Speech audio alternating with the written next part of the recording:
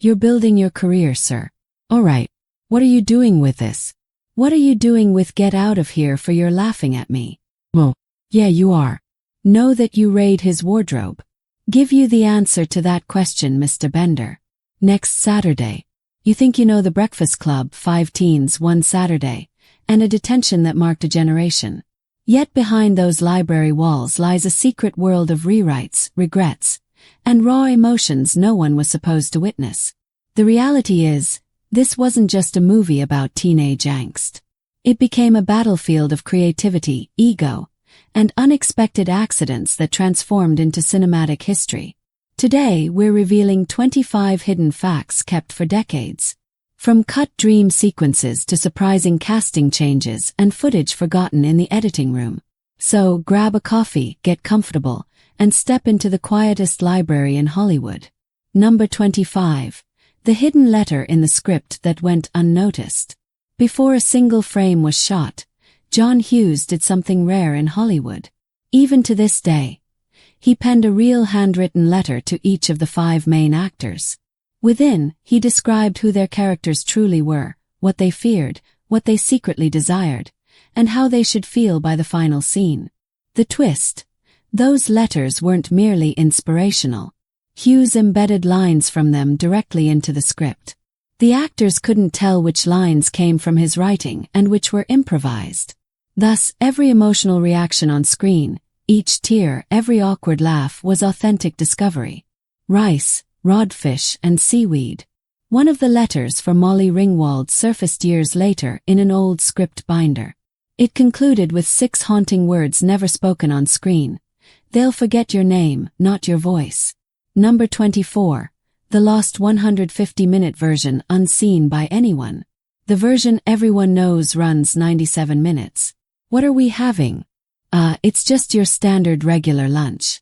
But when Hughes first assembled the Breakfast Club, it lasted almost 2.5 hours. Whole subplots, confessions, and classroom moments vanished in editing.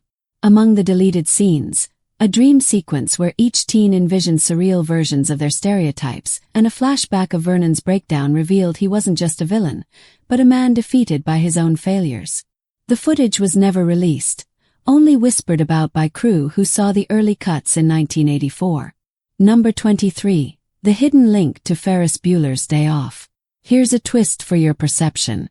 The Breakfast Club and Ferris Bueller's Day Off don't just share a director. They share a universe.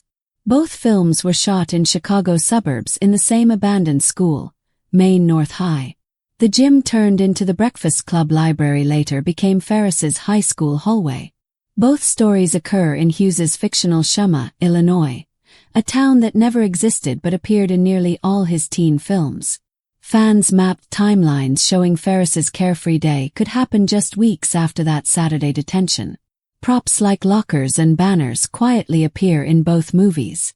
Hughes essentially created a suburban cinematic universe decades before Marvel. Number 22. The library. That wasn't a real library. Everyone remembers sunlight streaming across its large windows, the echo of footsteps, the feeling that time stood still. But here's what you might not know, did I? That library never existed. When Hughes couldn't find a school library big enough for cameras and lights, he did something daring. He built one inside an abandoned gym at Maine North High School. The same floors that once hosted basketball games became the stage for emotional clashes between 5 strangers. The shelves, real wood, the books. Over 10,000 authentic copies donated by the Chicago Public Library. Every corner of the set aimed to feel heavy with history, a visual metaphor for the weight the teens carried. Even the iconic 5-foot clock above their heads wasn't real. It was a movable prop, constantly adjusted for continuity, symbolizing how time in detention didn't move. It warped. The set felt so real that actors said stepping inside felt like entering a memory. But what occurred there wasn't fully scripted. Because soon a single scene would turn that quiet library into chaos. And it all began with a puff of smoke. Number 21. The smoke wasn't what you think. The laughter, the dancing, the drifting haze. It's one of the most iconic scenes in movie history. But there's a secret behind that smoke almost nobody knows. The cast wasn't actually smoking a joint. What you see is oregano, lit purely for visual effect. Hughes didn't want real marijuana on set but wanted that soft drifting fog to give a dreamlike atmosphere. What he didn't anticipate was what came next.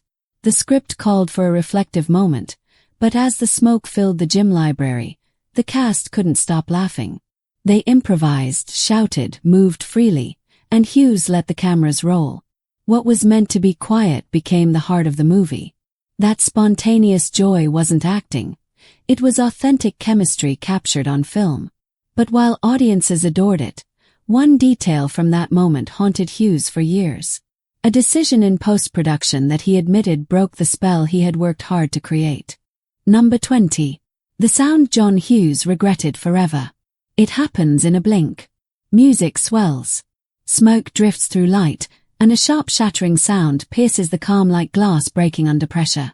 Hughes added it late in editing to symbolize emotional release, the moment walls between teens finally broke. Yet, years later, he called it one of his biggest regrets. The sound pulled viewers out of the moment, making something raw feel forced. For him, that single effect was the only false note in an otherwise perfect symphony of truth. And if one misplaced sound could become legendary, wait until you hear how a single song, initially unwanted, would define a decade. Number 19. The song nobody wanted to perform. Before The Breakfast Club reached theaters, Hughes needed one final piece, a song powerful enough to express what words couldn't, a song that said, "Don't forget who we were in that room." That song became "Don't You Forget About Me." But no one wanted it. Written by Keith Forsey and Steve Schiff, it was offered to Billy Idol, The Fix, and The Pretenders. Each declined, calling it repetitive, soft, or ordinary. When it reached Scottish band Simple Minds, even they were hesitant. They recorded it half-heartedly in one session, almost leaving it off their set lists. Then the movie released, and the song exploded.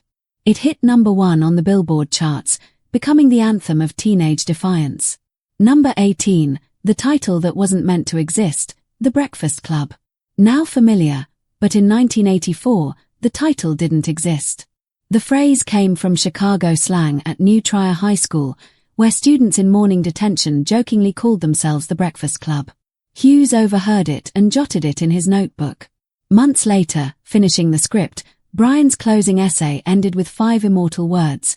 "Sincerely yours, The Breakfast Club." That clicked everything into place. Earlier drafts carried titles like The Lunch Bunch and Library Revolution, but Hughes scrapped them instantly. He realized the name wasn't just catchy, it captured the story of 5 strangers punished together, leaving almost like friends. If a title could come from a throwaway line, the next fact reveals entire scenes discarded that could have changed everything. Number 17, the alternate version that vanished. Fans don't know The Breakfast Club was once very different. Early drafts and first cuts ran almost 2.5 hours, including a surreal dream sequence blending fantasy and reality. Each teen imagined themselves trapped in stereotypes. Brian buried in books, Bender behind steel bars, Claire surrounded by mirrors. It was symbolic, strange, and hauntingly beautiful. Also, there was a teacher subplot, Vernon as a broken man with lost dreams before bitterness consumed him. Executives thought it too slow and forced Hughes to cut nearly 50 minutes. That footage vanished, unreleased, possibly lost. What remains is the lean, iconic version, yet incomplete, like a hidden secret. And if an entire version could vanish, the next truth wasn't in edits. It happened on set in an unplanned moment symbolizing teenage rebellion for 40 years. Number 16, The Lost Dream and the Vanished Teacher. The Breakfast Club wasn't just attention. It drifted into dreams. Hughes filmed a fantasy sequence where each student became a surreal version of themselves. Bender a rock god smashing guitars, Claire trapped in a mirror maze of popularity, Brian as a scientist lost in his lab, Allison floating through clouds of paper snow, Andrew endlessly running laps with no finish. Symbolic, eerie, ambitious, but ultimately cut. For the rest of your natural-born life, if you don't watch your step. Then Mr. Vernon's secret backstory. Scenes revealing he once believed in students before cynicism hardened him, giving depth. Audiences loved to hate him, but executives found it slowed pace and demanded removal. Number 15. The scene sparking real-life clash. The moment Bender looked under Claire's skirt. Brief, yet impactful. Molly Ringwald and her mother fought for removal, arguing it crossed a line in a film about teenage vulnerability. Hughes refused, seeing it as exposing invasive peer pressure. It remained, changing perspectives. Ringwald later viewed it differently. What meant discomfort revealed darker truths about the decade. That creative standoff started a Hollywood conversation still ongoing. Number 14. The fist that changed everything. Supposed to be a simple closing shot, Bender walking across the football field, the Breakfast Club fading as the song swelled. Judd Nelson had another idea. As cameras rolled, he raised his arm. That instinctive fist pump became one of cinema's most iconic images. Unscripted. Hughes loved it instantly. One gesture became the film's emotional exclamation point. Number 13. The conflict nearly ending filming. Behind the bonding and laughter was real tension. Judd Nelson stayed in character off camera, teasing and provoking co-stars, especially Molly Ringwald. His intensity nearly got him fired, but Anthony Michael Hall and Ali Sheedy defended him, claiming unpredictability made scenes alive. Hughes kept him, and Bender's energy became the film's pulse. Still, the set balanced genius and chaos. And if keeping Bender was risky, even small details like a sprinkle of fake snow held unexpected secrets. Number 12. The snow that wasn't snow. Remember when Allison shakes dandruff onto her artwork like falling snow? It's one of the film's quietest, most poetic moments, but that snow wasn't snow at all. It was grated Parmesan cheese. The crew needed something that looked right on camera under harsh lights, and real dandruff obviously wasn't an option. The result, a weirdly perfect glowing snowfall that added an eerie beauty to Allison's imagination. That odd little moment became an audience favorite, a symbol of how even imperfection could feel pure. But for one cast member, purity didn't last long because the next discovery wasn't staged at all. It was real family woven directly into the film. Number 11. The family hidden in plain sight. When Brian's mom picks him up at the end and his sister waves from the car, you probably thought they were just extras. They weren't. They were Anthony Michael Hall's real mother and sister. Hughes loved the idea of grounding his young characters in something real, so he cast Hall's actual family to make the goodbye moment feel authentic. It worked. That final wave hits harder when you realize it wasn't acting. It was real emotion between a real family. And that's not the only cameo Hughes slipped in, because one more face from that final scene belonged to someone the audience knew but never noticed. Number 10. The director who became a dad on screen. John Hughes didn't just create The Breakfast Club. He quietly stepped into it. In one blink and you'll miss it moment when Brian's dad picks him up from detention. That's John Hughes himself behind the wheel. It's one of the only cameos he ever filmed, symbolizing how personal this story really was. You're so conceited, Clint. You're so Hughes saw himself in Brian, the quiet kid who never fit in, desperate to be understood. That small cameo turned the movie into something intimate. A message from creator to character, father to child. Number 9. The janitor who wasn't supposed to be there. Everyone remembers Carl, the janitor, the man who sees everything, knows everyone, and quietly reminds the teens that they're not as different as they think. Listen, Vern, if you were 16, what would you think of you? But originally, Carl wasn't meant to be there at all. The role was first given to Rick Moranis. Yes, the same comic genius from Ghostbusters. He arrived on set with a thick Russian accent, gold teeth, and a wild comedic style. Hughes loved Moranis, but the producers didn't. They thought his version turned the tone into parody. Within days, he was replaced by John Capello, who delivered the grounded, quietly wise Carl we know today. Number 8. The Hidden Universe. Nobody noticed. If you thought The Breakfast Club was just one story, think again. Every John Hughes teen film from Ferris Bueller's Day Off to 16 Candles happens in the same fictional town, Shermer, Illinois. It's not real, but it might as well be. Hughes used the same streets, schools, and even locker props across movies. Both Breakfast Club and Ferris Bueller were shot inside the very same building, Maine North High School, an abandoned school outside Chicago. The library where 5 teens sat in detention was built in the old gymnasium, while Ferris's classroom scenes were filmed down the hall, sometimes using the same crew on alternating days. Number 7. The role that almost went to someone else. Before Molly Ringwald became the face of the Breakfast Club, the movie looked very different. Hughes originally offered her the part of Allison, the shy, reclusive outsider. Me, sir, why would anybody want to steal a SC? But Ringwald wanted Claire, the princess. She fought for it, believing the role had more depth than people realized.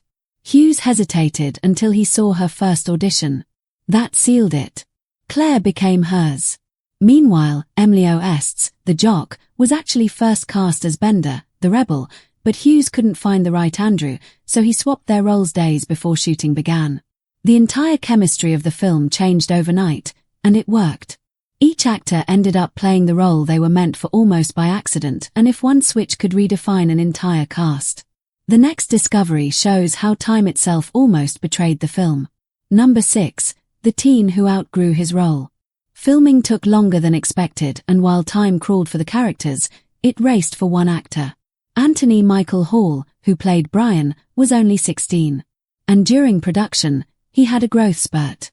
His height and voice changed midway through filming, forcing the crew to reshoot and adjust camera angles to keep continuity believable. Lighting, blocking, even costume fittings had to evolve week by week. Hughes called it a coming-of-age happening in real time. The activity song. Hey man, you don't know what you're talking about. You don't know what you're talking about. No, listen. It was a reminder that these weren't just characters playing teenagers. They were teenagers changing as fast as the story itself. Number 5.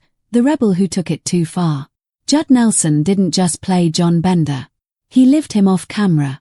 He stayed in character, mocking, provoking, and constantly testing the patience of everyone on set. What started as method acting turned into near mutiny. Molly Ringwald complained to Hughes that Nelson was bullying her even between takes. Hughes came close to firing him, furious at the tension it caused, but the rest of the cast begged him not to. Anthony Michael Hall told Hughes that Bender's edge came from Nelson's chaos.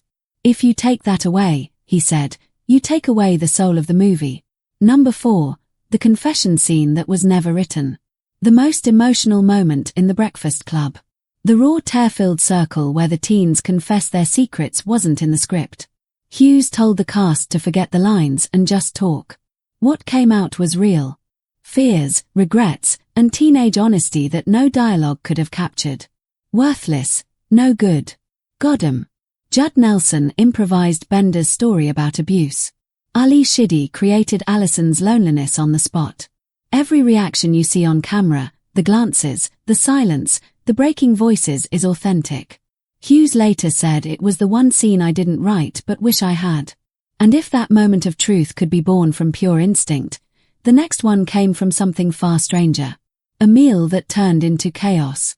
Number 3. The lunch that spiraled out of control. Every character's lunch in The Breakfast Club was designed to show who they were, but one meal went off script completely. Allison's bizarre sugar and cereal sandwich wasn't planned. Ali made it up right before filming, crushing potato chips between white bread and sealing it with candy. When Hughes saw it, he laughed and kept the camera rolling. That became Allison's signature moment. But then Judd Nelson went further, improvising his disgust, mocking her, even throwing food that wasn't in the script. The tension you see in that scene. Totally real. The cast didn't know how far he'd go. That unpredictable energy turned a quiet lunch into one of the film's funniest and most revealing scenes. Number 2. The script. Written in a lightning storm of creativity, John Hughes wrote The Breakfast Club in just 2 days. He locked himself in his Chicago home with coffee, cigarettes, and silence, finishing the first draft in under 48 hours. He said it came out like a confession. Maybe that's why it feels so honest. It wasn't manufactured. It was remembered. He described it as the easiest thing I ever wrote because every character was someone he'd known or once been. That speed gave the story its pulse. Fast, raw, emotional. A movie about kids in detention that somehow became a mirror for an entire generation. Number 1. The ending that defined a generation. When the camera follows Bender across that empty football field, it feels simple, just a boy walking home after detention. But what happens next made cinematic history. As the music swells, Judd Nelson lifts his fist into the air. That moment wasn't scripted, rehearsed, or planned. It was instinct. Hughes had filmed multiple takes of Bender walking away. But something about that gesture stopped him cold. It said everything the script didn't. That single motion captured what the film was all about. Pride without apology, pain without defeat, rebellion without words. If these hidden secrets made you see it in a new light, don't just stop here.